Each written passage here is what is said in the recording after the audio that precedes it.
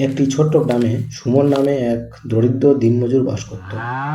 সে মাঠে ঘাটে কাজ করে যা আয় করত তা দিয়ে তাদের সংসার কোনো রকমে চলে যেত। কিন্তু একদিন হঠাৎ ভারী বর্ষণে তাদের গ্রামের সমস্ত জমি জলের মধ্যে তলিয়ে গিয়েছিল।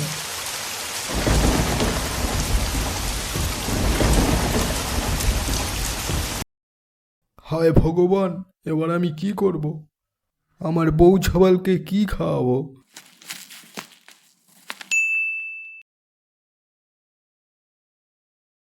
ওগো শুনছো? ঘরে যা চাল ছিল তা দিয়ে তো কয়েকদিন চলে গেল, কিন্তু এবারে তো কিছু না আনলেই নয়। তুমি কোনো ব্যবস্থা করো না গো।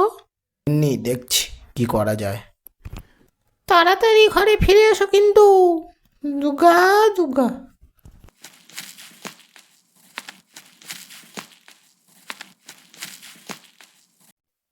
আসার সময় গিন্নিকে তো বলে এলাম একটা ব্যবস্থা করেই ফিরবো, কিন্তু কি করা যায়।